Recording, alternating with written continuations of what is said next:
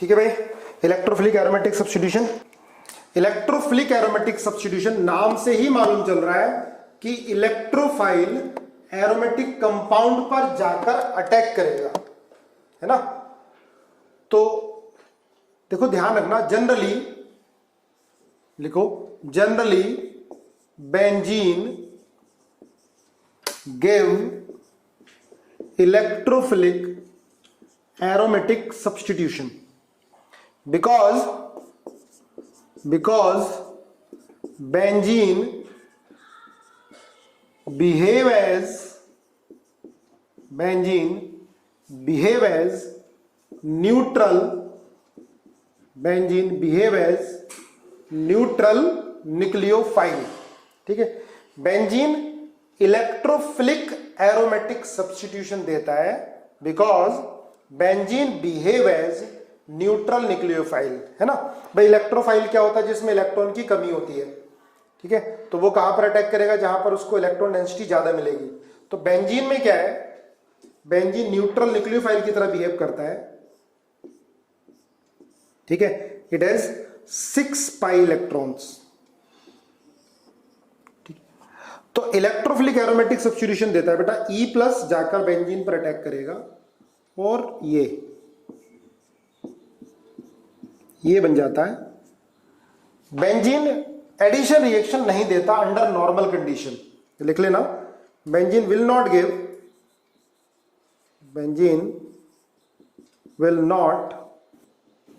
Give addition reaction under normal condition,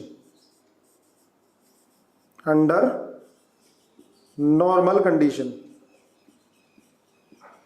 क्योंकि अगर addition reaction होगा बेंजीन पर तो क्या होगा? एरोमेटिक कैरेक्टर का लॉस हो जाएगा। अगर मैं यहां पर HCl का एडिशन करा दूं और ये बना देता हूं तो क्या हो जाएगा? एरोमेटिक कैरेक्टर का लॉस हो जाएगा। तो रिएक्शन क्या होगी? Non spontaneous. नॉर्मल कंडीशन पर बेंजीन एडिशन रिएक्शन नहीं देता है, ठीक है। अब आप देखो इलेक्ट्रोफाइल जो है ये बेंजीन पर अटैक कैसे करेगा। आज हमारा लेक्चर बहुत इंपॉर्टेंट है कि इलेक्ट्रोफाइल किस पोजीशन पर जाएगा। इलेक्ट्रोफाइल ऑर्थो पर जाएगा, मेटा पर, पैरा पर, ठीक है। कौन सा ग्रुप इलेक्ट्रोफाइल को कहां पर भेजेगा, है ना। तो ध्यान से सुनोगे। तो अभी चलो नॉर्मली देखते हैं। इलेक्ट्रोफाइल अटैक किया, देखो generally electrophilic aromatic substitution reaction में इलेक्ट्रोफाइल जो अटैक करेगा वो स्लो स्टेप में, और स्लो स्टेप क्या होता है? RDS, rate determining step. अब इलेक्ट्रोफाइल इलेक्ट्रॉन लेगा तो ये बनेगा +E, ये बन गया बेटा। इसको बोलते हैं सिग्मा कॉम्प्लेक्स और वीलैंड कॉम्प्लेक्स ही बोलते हैं, वीलैंड कॉम्प्लेक्स। सिग्मा कॉम्प्लेक्स और वीलैंड कॉम्प्लेक्स, ठीक है। स्लो स्टेप में इलेक्ट्रोफाइल ने अटैक किया, ये बन गया, ठीक है। इसको क्या बोलेंगे बेटा? सिग्मा कॉम्प्लेक्स और वीलैंड कॉम्प्लेक्स। ये रेट डिटरमाइनिंग स्टेप है। इसकी स्टेबिलिटी पर rate of electrophilic aromatic substitution depend करेगा। अब देखो बहुत सारी रिएक्शन हम पढ़ने वाले हैं जिसमें इलेक्ट्रोफाइल का नेचर चेंज होता जाएगा, ठीक है। नाइट्रेशन में NO2+ होगा, सल्फोनेशन में SO3 होगा, ऐसे फिडल क्राफ्ट में क्या होगा? एल्काइल ग्रुप होंगे। मैकेनिज्म सब में सिमिलर होगी जनरली, ठीक है। इसके बाद सेकेंड स्टेप में क्या होता है? ये हाइड्रोजन अपने इलेक्ट्रॉन छोड़कर निकल जाता है, और कोई निकालने वाला होगा यहाँ पर भाई। इलेक्ट्रोफाइल कहीं आ रहा होगा, जैसे HCl है, तो इलेक्ट्रोफाइल जहां से आ रहा होगा वहां पर न्यूक्लियोफाइल भी होगा, वो इस H को हटाएगा। बेस भी होगा, वो इस H को हटाएगा, ठीक है। H हटेगा बेटा, है ना। H+ निकलेगा, माइनस आएगा, माइनस+ क्या बन जाएगा? ये बॉन्ड बन जाएगा, ठीक है। ये इलेक्ट्रोफाइल, ये स्टेप होता है फास्ट स्टेप, ठीक है। फास्ट स्टेप में H+ आयन निकला, स्लो स्टेप में इलेक्ट्रोफाइल ने अटैक किया है, ये होगा RDS। अब यहां पर CH की जगह CDO, CTO, तो रेट पर कोई फर्क नहीं पड़ेगा। ठीक है, जनरली ज्यादातर इलेक्ट्रोफिलिक एरोमेटिक सब्स्टिट्यूशन रिएक्शन में आइसोटॉपिक इफेक्ट ऑब्जर्व नहीं होता है। ये वाला CH bond, CD bond, CT bond आने से रेट पर कोई फर्क नहीं पड़ता, क्योंकि ये किस स्टेप में ब्रेक होता है? फास्ट स्टेप में। Slowest step rate determining step है, इसमें इलेक्ट्रोफाइल अटैक कर रहा है। ठीक है, देखो कई बार IIT में इसकी स्टेबिलिटी पूछी गई है। ठीक है, वो हम देखते हैं। देखो बेटा, जैसे ये कंपाउंड है,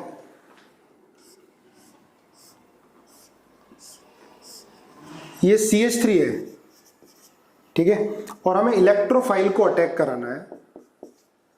अब आपको बताना होगा कि ऑर्थो पे अटैक करेगा, पैरा, ऑर्थो पैरा पर, या मेटा पे अटैक करेगा। ठीक है, ये पहला केस। तो देखो जनरली तो हमें पता होता है कि भाई ये +R ग्रुप है, तो ये कहां भेजेगा? ऑर्थो पैरा पर भेजेगा। लेकिन क्या करेंगे, हम इसको अटैक करा के देखेंगे। कोई भी नया ग्रुप आ गया तो हम अटैक करा के देखेंगे। मान लिया हमने इसको ऑर्थो पे अटैक कराया, देखो ध्यान से, इसको हमने ऑर्थो पे अटैक कराया, यहां पर ऑर्थो पर अटैक कराएंगे, पैरा पे अटैक करेंगे और मेटा पर अटैक करा के देखेंगे। अटैक कराने के बाद हम क्या देखना है? इसकी स्टेबिलिटी, जो सिग्मा कॉम्प्लेक्स बनेगा। देखो बहुत ध्यान से, इलेक्ट्रोफिलिक एरोमेटिक सब्स्टिट्यूशन में हमें क्या देखना है? Stability of wheel and complex, sigma complex. अब वो कैसे देखोगे? आपने इलेक्ट्रोफाइल को अटैक कराया, ऑर्थो पे अटैक कराया, ये बॉन्ड ऐसे, ये इलेक्ट्रॉन लेगा, है ना, तो ये बनेगा प्लस, यहां इलेक्ट्रोफाइल आ गया। ठीक है, ये बन गया। अब आप देखो पॉजिटिव चार्ज कहां पर आ रहा है? यहां पर आ रहा है टर्शरी पर, यहां हाइपर कंजुगेशन भी है और +I भी है। अगर मैं इसको पैरा पे अटैक कराता हूं, मैंने इसको यहां पे अटैक कराया, ध्यान दो, अगर ये यहां पर अटैक किया पैरा पर, तो पॉजिटिव यहां पर आएगा। देखो ध्यान से, इलेक्ट्रोफाइल ने यहां अटैक किया, भाई इसको तो इलेक्ट्रॉन चाहिए, यहां पे अटैक किया तो इलेक्ट्रोफाइल यहां आएगा। इलेक्ट्रोफाइल को यहां, सॉरी, ये ऐसे, यहां पे इलेक्ट्रोफाइल ने अटैक किया, यहां पॉजिटिव आ गया, ये पॉजिटिव CH3। देखो ये भी ज्यादा स्टेबल है, रेजोनेंस कराओगे तो पॉजिटिव यहां पर आ जाएगा। ठीक है, इसलिए CH3 क्या होता है? ऑर्थो पैरा डायरेक्टिंग होता है, क्योंकि जो इलेक्ट्रोफाइल अटैक करने के बाद व्हील कॉम्प्लेक्स स्टेबल बन रहा है, व्हील कॉम्प्लेक्स स्टेबल बन रहा है। ठीक है, अगर हम इसको मेटा पे अटैक कराते हैं, देखो ध्यान से, अगर मेटा पे इसको हम अटैक कराएंगे, ये मेटा पे अटैक करा दिया हमने, यहां अटैक करा दिया इसको। ठीक है, तो पॉजिटिव कहां गया? इधर आ गया।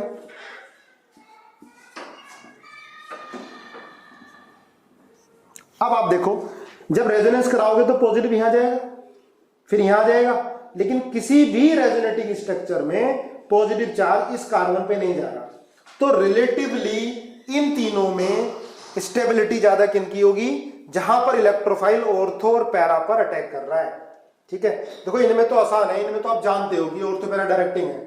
बहुत सारे ऐसे मॉलिक्यूल आ जाते, वो कंपाउंड आ जाते हैं, ऐसे सब्स्टिट्यूएंट आ जाते हैं जिनके बारे में पता नहीं चलता। ठीक है, तो हमेशा क्या करोगे आप सिग्मा कॉम्प्लेक्स बनाकर देखोगे। जैसे देखो ये एग्जांपल है, ये हमने NO2 ले लिया, NO2, और हमने इलेक्ट्रोफाइल को अटैक करा दिया। ठीक है, ऑर्थो पे अटैक कराया। ऑर्थो पे अटैक कराओगे तो क्या बनाओगे? साथ साथ मेरे करो, चाहे कर ही रखा हो आपने, फिर भी करना है। NO2 और यहां आ गया पॉजिटिव चार्ज, ये इलेक्ट्रोफाइल अटैक कराया। ठीक है, फिर इसको हमने अटैक करा दिया मेटा पर, तो मेटा पे अटैक कराएंगे, इसको फर्स्ट बोल दिया, या मेटा पे अटैक कराया। ठीक है,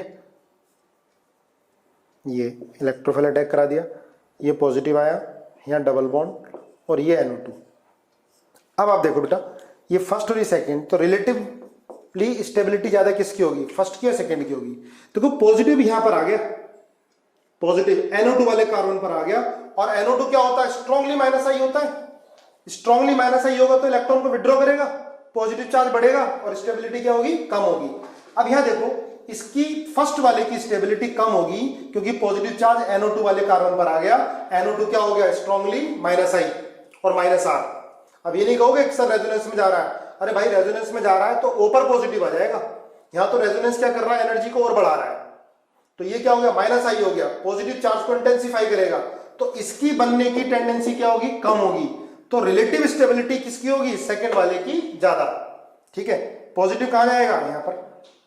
जब रेजोनेंस कराओगे तो यहां जाओगे, यहां नहीं आ रहा। हाँ, अगर इनमें आप कंपेयर करते हो, तो ये वाले की स्टेबिलिटी इनसे तो कमी होगी, क्योंकि इसका -I तो लग ही रहा है।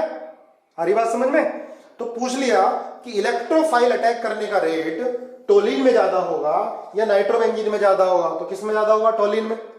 हाँ, जब टोलिन सिर्फ नाइट्रोबेंजीन ही प्रेजेंट है तो इलेक्ट्रोफाइल का अटैक करेगा, मेटा पे अटैक करेगा। रीजन क्या बोलोगे, क्योंकि जो वीलेंट कॉम्प्लेक्स है मेटा वाला क्या है, ज्यादा स्टेबल है फर्स्ट वाले से। ठीक है, इसलिए क्या बोलेंगे इसको, मेटा डायरेक्टिंग। चलो एक और बताओ, ये आपको बताना है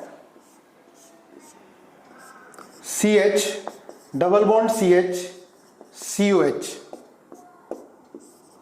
ये ऑर्थो पैरा डायरेक्टिंग होगा या मेटा डायरेक्टिंग होगा, मुझे आंसर बताओ।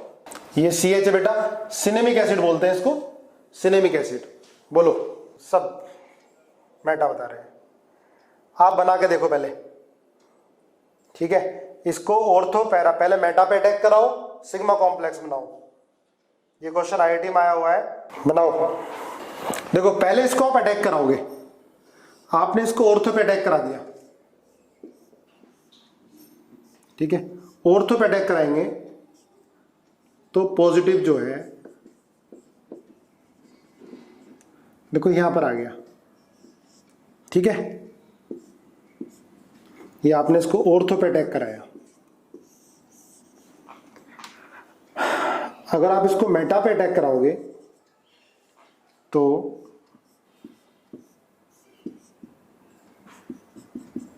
ये पॉजिटिव आया,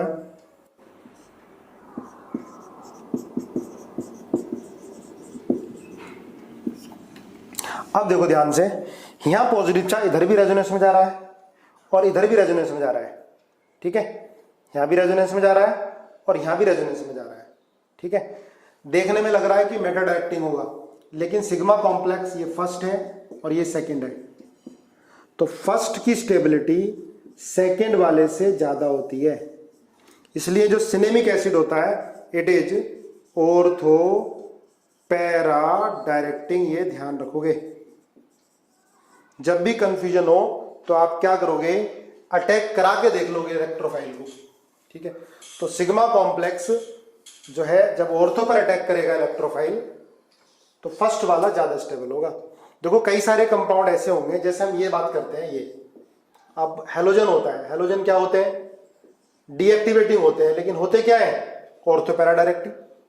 अब इलेक्ट्रोफाइल हमने अटैक कराया ऑर्थो पर, करो मेरे साथ, ऑर्थो पर अटैक कराओगे आप तो क्या बनेगा, ये प्लस, सर इलेक्ट्रोफाइल Cl, ये प्लस आ गया। अब इसको मेटा पर अटैक कराओ इलेक्ट्रोफाइल को,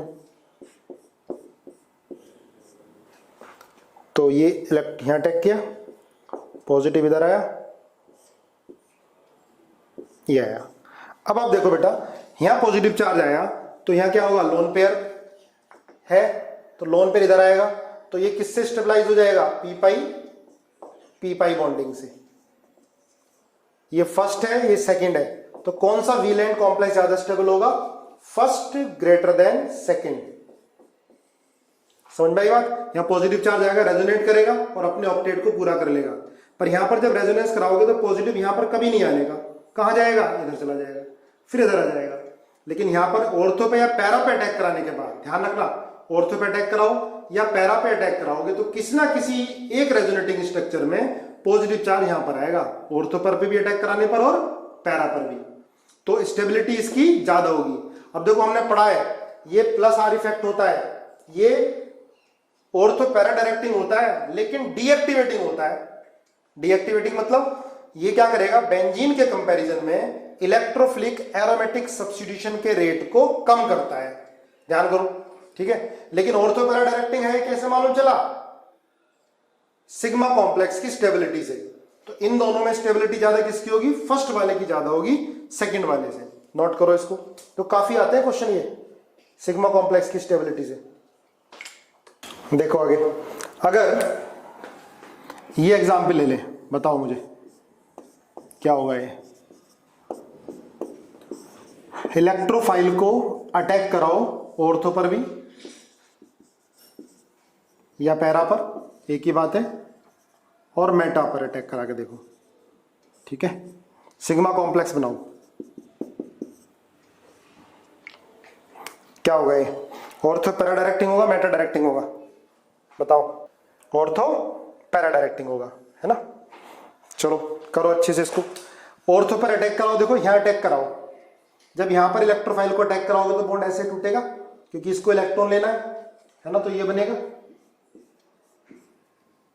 ये आ गया ई, यहां पर OCH3। अब देखो पॉजिटिव चार्ज यहां पर आ गया बेटा, ये इधर। अब पॉजिटिव यहां पर आया, यहां पर लोन पेयर है, तो क्या होगा? पी पाई बॉन्डिंग से ये स्टेबलाइज हो जाएगा, ठीक है। अगर आप मेटा पे कराओगे, अगर आप इसको मेटा पे करा दोगे, ये आपने इधर करा दिया, ये पॉजिटिव आया और ये OCH3, तो देखो किसी भी रेजोनेटिंग स्ट्रक्चर में, किसी भी रेजोनेटिंग स्ट्रक्चर में पॉजिटिव चार्ज इस वाले कार्बन पे नहीं आएगा। रेजोनेंस कराओगे तो पॉजिटिव कहां चला जाएगा? यहां पर चला जाएगा, फिर यहां पर आ जाएगा। तो अगर हम फर्स्ट और सेकंड में स्टेबिलिटी देखते हैं तो कौन से की ज्यादा होगी? फर्स्ट की स्टेबिलिटी सेकंड वाले से ज्यादा होगी, क्योंकि फर्स्ट वाले में रेजोनेंस डबल बॉन्ड कैरेक्टर आ जाएगा। इससे क्या हो जाएगा? इसका ऑक्टेट पूरा हो जाएगा। पी पाई बॉन्डिंग से ये वाला कार्बोकेटायन ज्यादा स्टेबल है, इसलिए OCH3 क्या होता है? Ortho para directing. तो ध्यान रखोगे, कभी भी हमें ओरिएंटेशन देखना है कि ग्रुप कहां जाएगा, ऑर्थो पे जाएगा, पैरा पर, मेटा पर जाएगा, तो हम क्या करेंगे? सिग्मा कॉम्प्लेक्स की स्टेबिलिटी को चेक करेंगे। ये बताओ NO क्या होगा?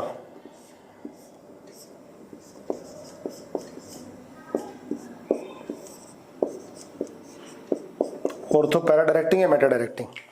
बताओ, बोलो। NO ऑर्थो पैरा डायरेक्टिंग या मेटा डायरेक्टिंग? बिल्कुल सही है, ऑर्थो पैरा डायरेक्टिंग। देखो बेटा लोन पेयर है यहां पर, ठीक है। तो अगर आप ऑर्थो पे अटैक कराओगे, इसको अगर आप ऑर्थो पे अटैक कराओगे तो पॉजिटिव यहां आ जाएगा और यहां पर क्या है? लोन पेयर है, तो पी पाई बॉन्डिंग से स्टेबलाइज हो जाएगा। ये फर्स्ट है। अगर आपने इसको मेटा पे करा दिया तो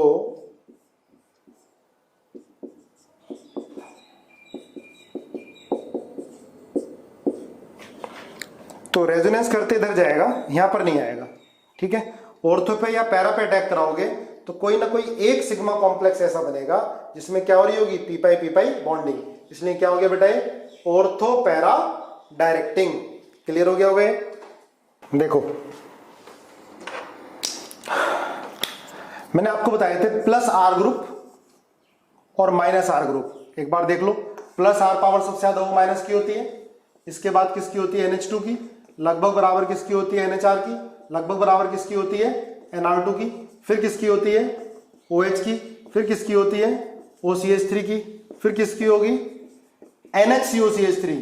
फिर CH3, फिर C6H5, फिर FCl, Br, फिर I। याद करो मैंने आपको बताया था कि जो प्लस R ग्रुप है ये सारे ऑर्थो पैरा डायरेक्टिंग होते हैं और ये सारे एक्टिवेटिंग होते हैं एक्सेप्ट हेलोजन। एक्टिवेटिंग का मतलब ये इलेक्ट्रोफाइल के अटैक करने के रेट को बढ़ाते हैं, ये सारे यहां तक, पर ये क्या करते हैं? रेट को कम कर देते हैं। होते सारे ऑर्थो पैरा डायरेक्टिंग है। क्लियर है ना? माइनस R क्या होते हैं बेटा? जो इलेक्ट्रॉन विड्रॉइंग ग्रुप होते हैं, जैसे NO2 हो गया, CN हो गया, CF3 हो गया, CHO हो गया, COOH हो गया, CONH2 हो गया। ये सारे क्या होते हैं? Meta directing. और क्या होते हैं? डीएक्टिवेटिंग। डीएक्टिवेटिंग किसके रिस्पेक्ट में? इलेक्ट्रोफाइल। अगर ये बेंजीन पर लगे होंगे तो बेंजीन की इलेक्ट्रॉन डेंसिटी को कम कर देंगे, तो क्या करेंगे, डीएक्टिवेट करेंगे, इलेक्ट्रोफिलिक एरोमेटिक सब्स्टिट्यूशन रिएक्शन को डीएक्टिवेट करेंगे। ये ध्यान रखोगे आप, ठीक है। देखो NO2CN, और जब भी कंफ्यूजन हो ortho para directing Meta directing में, तो आप सिग्मा कॉम्प्लेक्स बनाओगे, ठीक है। चलो आगे लिखो इलेक्ट्रोफिलिक एरोमेटिक सब्स्टिट्यूशन के टाइप। पहला फ्रीडल क्राफ्ट रिएक्शन, 11th में मैंने डिटेल में पढ़ाया है, फिर दोबारा करो, रिवाइज होगा। Friedel Crafts reaction question example में काफी ज्यादा कराऊंगा, 11 से ज्यादा कराऊंगा। फ्रीडल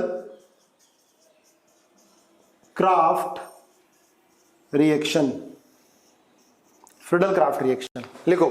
दिस रिएक्शन कैटलाइज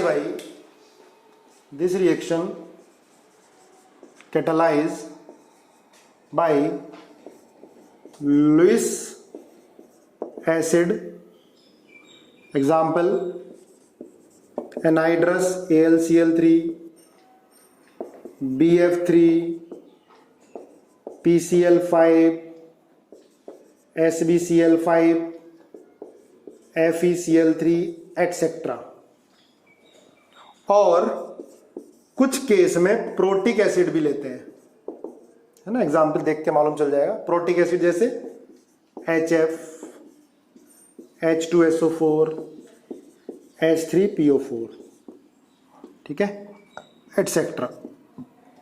तो Friedel Crafts reaction catalysed by Lewis acid, anhydrous AlCl3, BF3, PCl5, SbCl5, FeCl3, FeCl2 and protic acid HF, H2SO4, H3PO4 et cetera, ठीक है।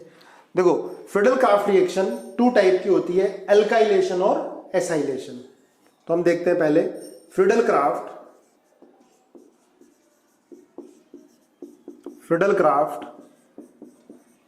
एल्काइलेशन।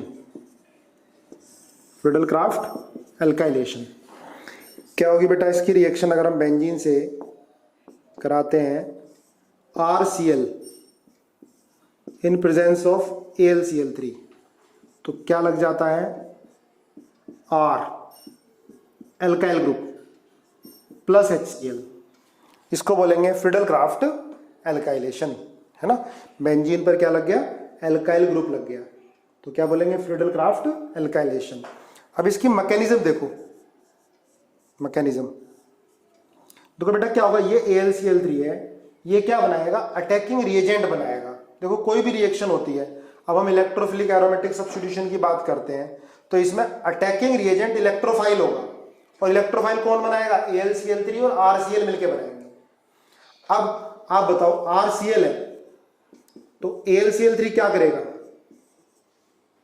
RCl और AlCl3 लुईस एसिड है, तो क्या करेगा, ये Cl के लोन पेयर अपनी तरफ विड्रॉ करेगा, खींचेगा अपनी तरफ, तो क्या बनेगा, ये RCl AlCl3, R partial positive partial negative, इसको बोलेंगे आयन पेयर। एक एक चीज ध्यान रखना, बोर्ड के लिए भी इंपॉर्टेंट है, R प्लस Cl माइनस, इसको बोलते हैं आयन पेयर।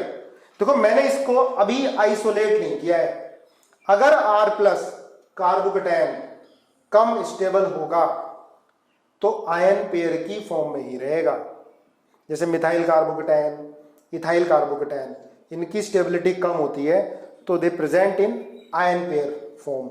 अगर R ज्यादा स्टेबल है, R कार्बोकेटायन ज्यादा स्टेबल है, तो ये आइसोलेट हो जाता है, AlCl4 माइनस, है ना। सुनना ध्यान से, AlCl3 ये लुईस एसिड है, Cl के लोन पेयर को लेगा, ये बॉन्ड इधर टूटना चाहेगा, तो ये पहला देखो, ये आयन पेयर, इसके जस्ट पहले ट्रांजिशन स्टेट आयन पेयर की फॉर्म में। तो ये ध्यान रखना, अगर R कम स्टेबल है, मिथाइल कार्बोकेटायन है, इथाइल कार्बोकेटायन है, तो it will remain in ion pair form, it can not be isolated. हाँ अगर स्टेबिलिटी ज्यादा है कार्बोकेटायन की, तो ये फिर आइसोलेट हो जाएगा, R प्लस और AlCl4 माइनस, ठीक है। मान लिया स्टेबल ज्यादा है, R प्लस की फॉर्म में आ गया। इसके बाद क्या होगा, फिर स्लो स्टेप में इलेक्ट्रोफाइल R प्लस, ये कौन सा स्टेप होता है, RDS, ये अटैक करेगा। मैकेनिज्म बिल्कुल सेम रहनी है बेटा जो मैंने पहले आपको करा दी। क्या बन गया A प्लस और यहां क्या आ गया R, ठीक है। इसके बाद क्या होगा, अब देखो AlCl4 माइनस H प्लस को हटाएगा, यहां माइनस आएगा, माइनस प्लस क्या आ जाएगा, डबल बॉन्ड, ये आ गया डबल बॉन्ड, ठीक है। इसके बाद देखो क्या हुआ, H प्लस, ये जो इसने H प्लस निकाला ना, तो H plus plus AlCl4 minus क्या बना लेगा, HCl प्लस AlCl3, तो कैटलिस्ट था, है ना, HCl प्लस AlCl3, ओके, ये बाहर निकल आया। तो ध्यान रखना आगे बहुत सारे एग्जाम्पल हो सकते हैं, ठीक है। मैं RCl को चेंज करता जाऊं तो ध्यान रखो इसमें क्या बन रहा है, सिग्मा कॉम्प्लेक्स, ठीक है। और AlCl3 क्या बना रहा है, कार्बोकेटायन भी बना रहा है। ये कार्बोकेटायन बनेगा तो शिफ्टिंग भी होगी, ठीक है। अब आगे हम लोग टिपिकल क्वेश्चन करेंगे इसके, नोट करो। देखो एग्जाम्पल मुझे करके दिखाओ, plus CH3 CH3H CH2Cl AlCl3, है ना, क्या बनेगी प्रोडक्ट इसकी, बना के देखो। पहला, दूसरा,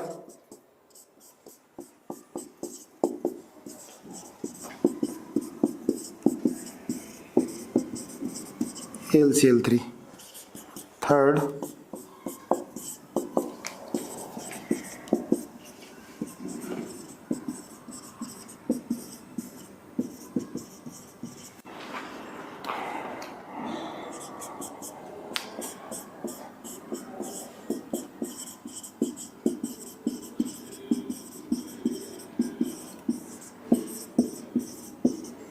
FeCl2 बनाओ।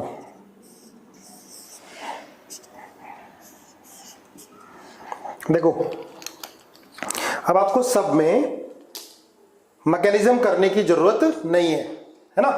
AlCl3Cl हटाएगा पॉजिटिव चार्ज, एक प्रोडक्ट आपको मेजर और माइनर बतानी, मैं बना देता हूं, है ना। AlCl3Cl को हटाया बेटा, यहां पॉजिटिव आएगा, पॉजिटिव आके फिर क्या होगा, हाइड्राइड शिफ्ट होगा, इधर पॉजिटिव आएगा, तो ये दो प्रोडक्ट बनेंगी, एक ये CH3 प्लस, एक ये बनेगी CH3, ठीक है। अब इसमें पहली मेजर होगी या दूसरी मेजर होगी, ठीक है, ऑब्वियस बात है पहली वाली मेजर होगी। देखो ध्यान दो, AlCl3Cl को हटाएगा, पॉजिटिव चार्ज आ गया, फिर हाइड्राइड शिफ्ट होकर पॉजिटिव चार्ज यहां पर जाएगा, तो ये टर्शरी ब्यूटाइल बेंजीन, ये क्या बनेगी, मेजर प्रोडक्ट बनेगी, है ना।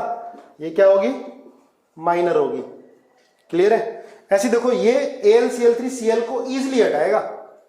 अब आप कहोगे Cl का लोन पेयर तो रेजोनेंस में आ रहा है, लेकिन Cl हटके पॉजिटिव चार्ज स्टेबल बनेगा पी पाई बॉन्डिंग से, और इसको क्या बोलते हैं, एसाइल ग्रुप। तो बेंजीन के ऊपर क्या लग जाएगा, COCH3, इसको बोलते हैं फ्रिडल क्राफ्ट एसाइलेशन, नोट कर लो, फ्रिडल क्राफ्ट एसाइलेशन, है ना।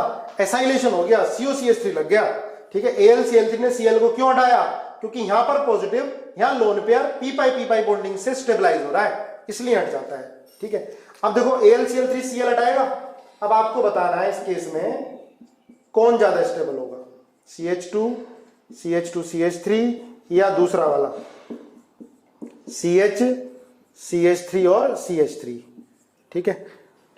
तो आप इसमें भी देखो वही बात है, हम काफी कर चुके हैं। AlCl3Cl को हटाएगा, यहां पॉजिटिव आएगा, ठीक है, लेकिन हाइड्राइड शिफ्ट होकर पॉजिटिव सेकंड वाले पे पहुंचेगा, तो प्राइमरी कार्बोकेटायन से ज्यादा स्टेबल क्या होगा, सेकेंडरी कार्बोकेटायन। तो प्रोडक्ट कौन सी मेजर बनेगी, ये। इसका दूसरा नाम क्यूमीन होता है, और क्या बोलते हैं इसको, isopropyl benzene, this is isopropyl benzene, ठीक है। और क्या बोलेंगे, क्यूमीन, काफी यूज होगा इसका नाम क्यूमीन, ठीक है। तो मेजर प्रोडक्ट कौन सी होगी, क्यूमीन होगी।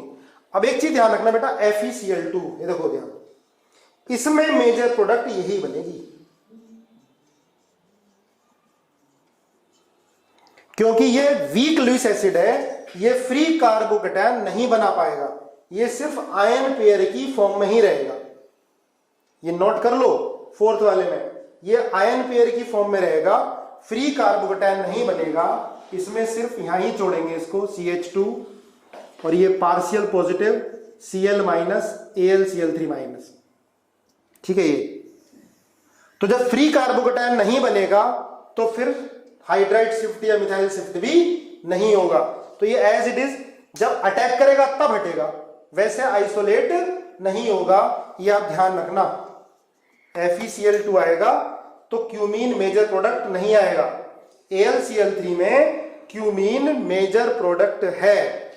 लिखो, नोट करो, समझ में आया नहीं आया? यस और नो? ठीक है, फोर्थ पॉइंट को ध्यान रखना बेटा, नोट कर लो नोट्स में।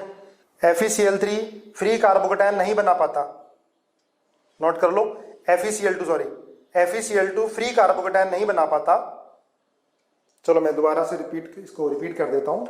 देखो, AlCl3 है तो Cl हटाएगा, पॉजिटिव चार्ज, फ्री कार्बोकेटायन बन जाएगा और फिर हाइड्राइड शिफ्ट होके क्या बनेगी? मेजर प्रोडक्ट ये बनेगी।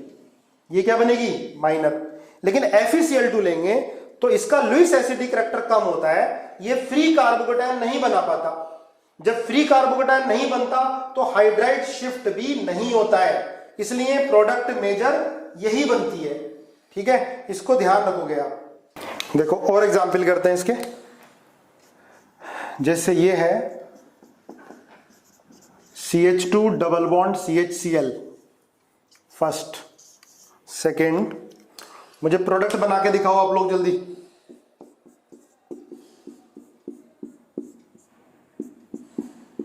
Cl, AlCl3 बनाओ, क्या बनेगा? थर्ड,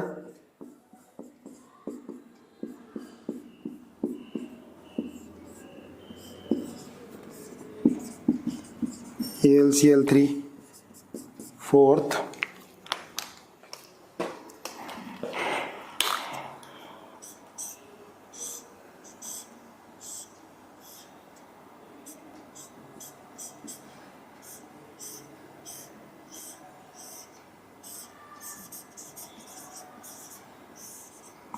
AlCl3 बनाओ प्रोडक्ट सब में। 5,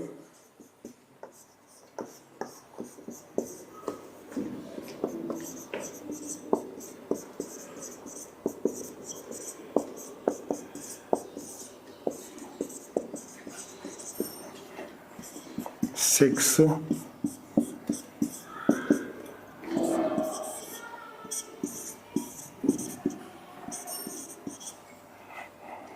7,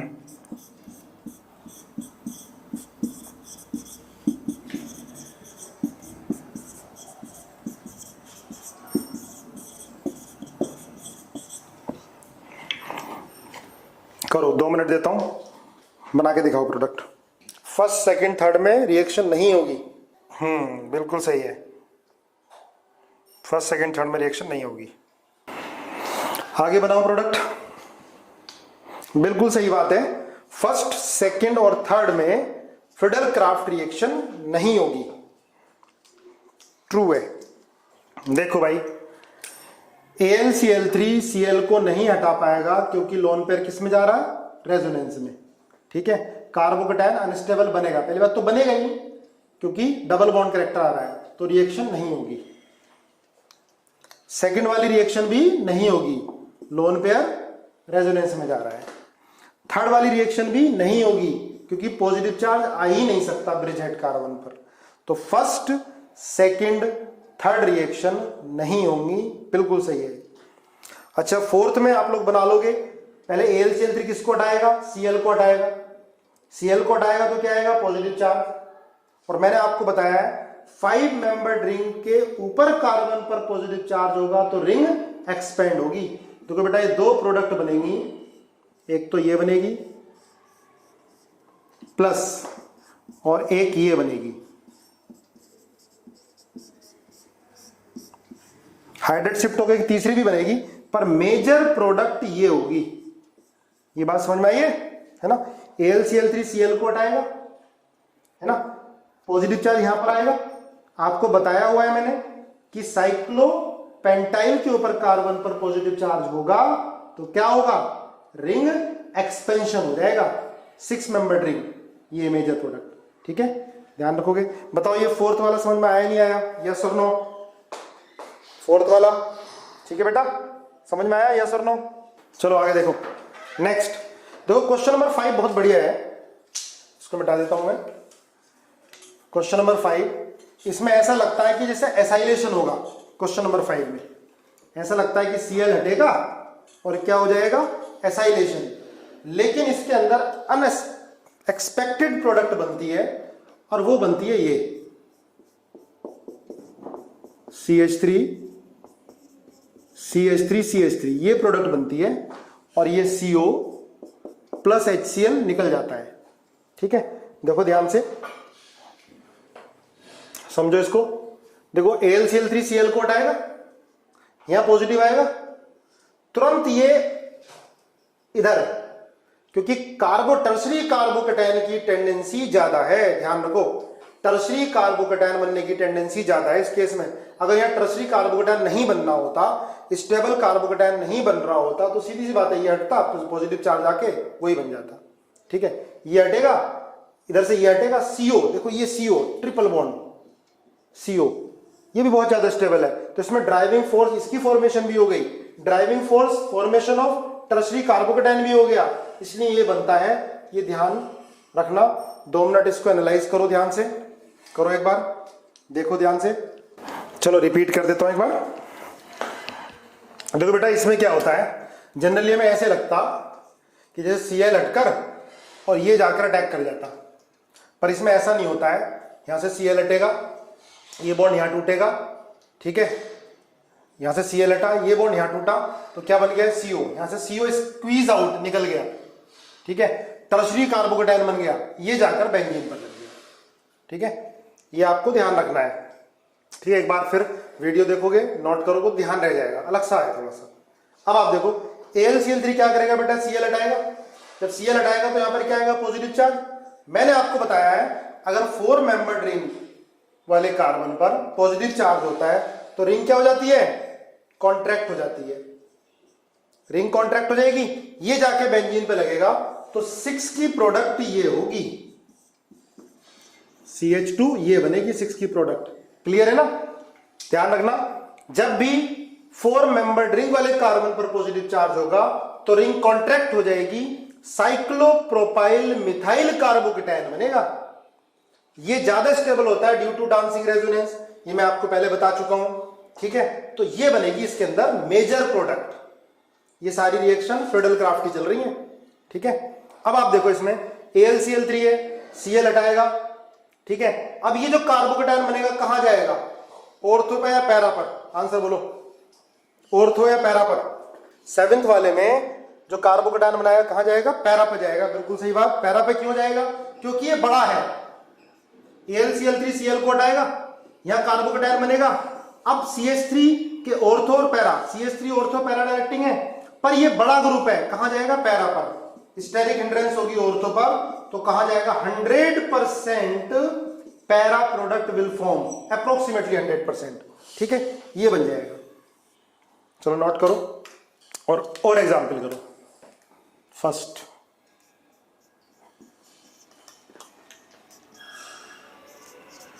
CH3 CH double bond CH2, इसकी रिएक्शन हमने H+ से कराई। देखो एल्कीन लेंगे तो बेटा हम प्रोटिक एसिड भी ले सकते हैं, हम BF3 भी ले सकते हैं, लुईस एसिड भी ले सकते हैं। तो प्रोटिक एसिड लेने से क्या होगा, नोट करो और ये क्वेश्चन करो 2-3। Plus CH3 CH double bond CH2 H+। Third,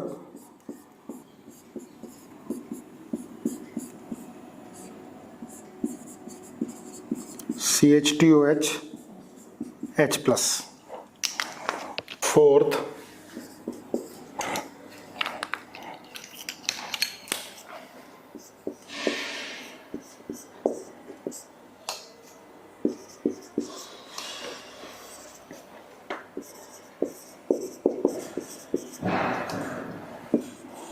5 6 बनाओ भाई, पांचों क्वेश्चन सॉल्व करो। देखो ये बॉन्ड को बेटा H प्लस एन ऐसे तोड़ेगा, H प्लस एन यहाँ अटैक करेगा, प्लस चार्ज यहाँ पर आएगा और क्या बन जाएगा कार्बोकेटाइन। सेम मैकेनिज्म है, फिर कार्बोकेटाइन जाके अटैक करेगा स्लो स्टेप में, सिग्मा कॉम्प्लेक्स बनेगा। तो कोई मैकेनिज्म करने की जरूरत नहीं है, डायरेक्ट क्या बनेगा क्यूमीन बनेगा, है ना। सेम तरह की मैकेनिज्म है भाई, बोलो, है ना। H प्लस एन इस बॉन्ड को ब्रेक करेगा, कार्बोकेटाइन बना देगा। मैंने आपको इलेक्ट्रोमैग्नेटिक इफेक्ट में बताया था, ठीक है। अब ये कार्बोकेटाइन पहले से स्टेबल है, जाके बेंजीन पे लग जाएगा, ठीक है। पूरी मैकेनिज्म करने की जरूरत नहीं, हम कर चुके हैं। इसमें क्या होगा, ये बॉन्ड ऐसे शिफ्ट होगा, टोटल प्रोडक्ट कुछ नहीं ज्यादा बनेंगी, ये भी जाकर अटैक करेगा, फिर हाइड्रेट शिफ्ट होकर पॉजिटिव चार्ज यहां पर आएगा बेटा। पहले पॉजिटिव यहां बना, हाइड्रेट शिफ्ट होकर पॉजिटिव यहां आएगा, तो ये बनेगा।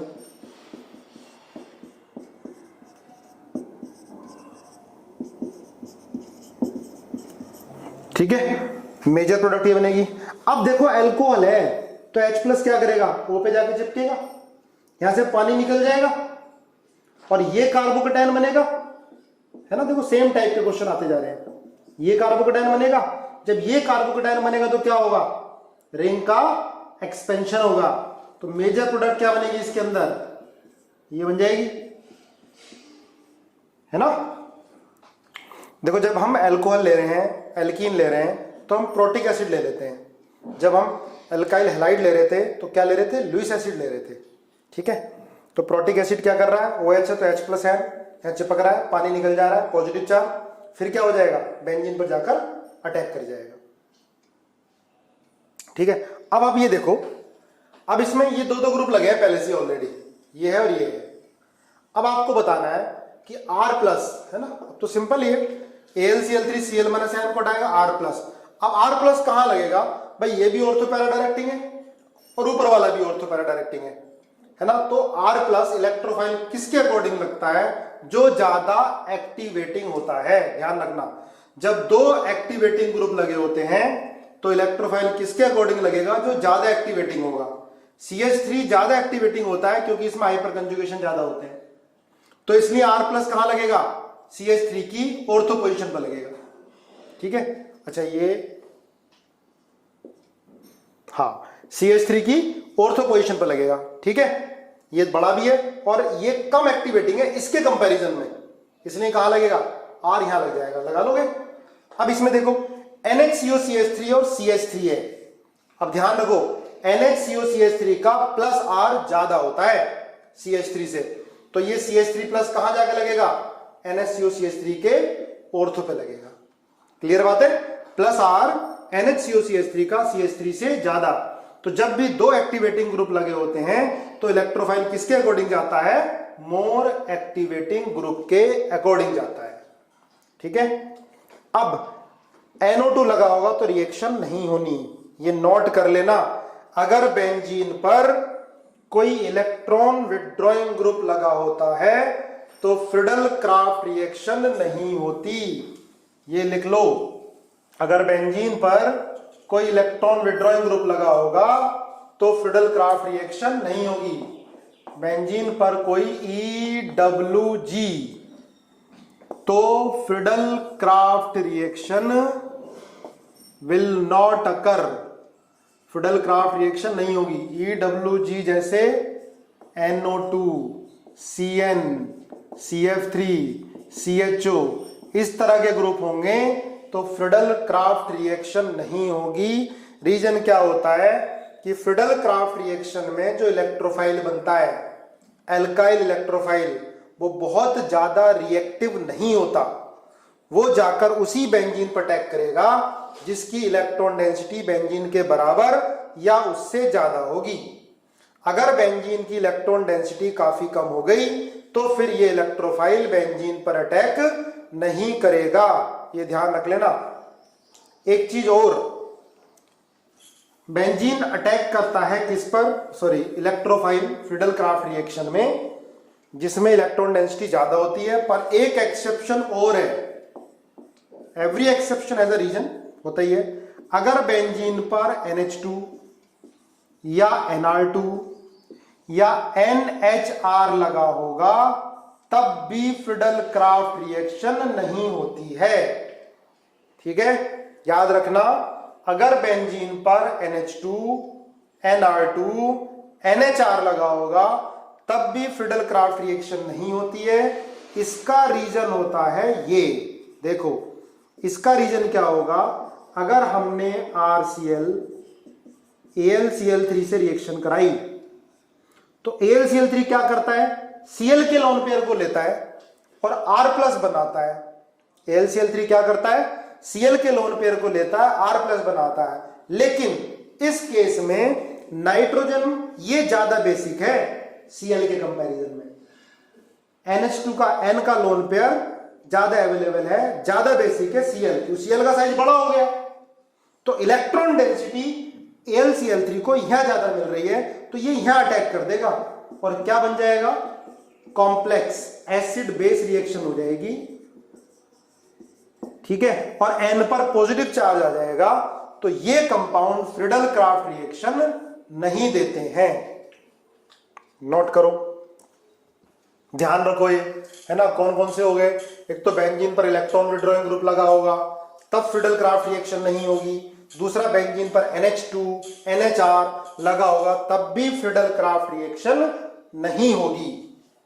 क्लियर है, ये फ्रीडल क्राफ्ट रिएक्शन के ड्रॉबैक है, ये फ्रीडल क्राफ्ट रिएक्शन की लिमिटेशन है।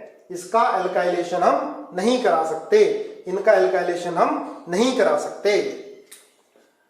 और एक चीज ध्यान रखना, अगर सुनो ध्यान से, अगर हमने टोलिन ले लिया, ठीक है, और RCl से रिएक्शन करा रहे हैं, या ये बताओ कि फ्रीडल क्राफ्ट एल्काइलेशन और एसाइलेशन में, सुनो ध्यान से, फ्रीडल क्राफ्ट एल्काइलेशन और एसाइलेशन में प्रोडक्ट की यील्ड किस केस में ज्यादा होगी, एसाइलेशन में या एल्काइलेशन में? सोचो, फ्रीडल क्राफ्ट एल्काइलेशन और एसाइलेशन में प्रोडक्ट की यील्ड किस केस में ज्यादा होगी? हम कह सकते हैं कि सेलेक्टिविटी ऑफ रिएक्शन किसकी ज्यादा होगी। तो ध्यान रखना बेटा, अगर फ्रीडल क्राफ्ट एल्काइलेशन कराते हो आप, जैसे हमने CH3 Cl AlCl3 ले लिया, सुनो ध्यान से, ठीक है, तो क्या बनेगा, कई सारी प्रोडक्ट बन जाती हैं।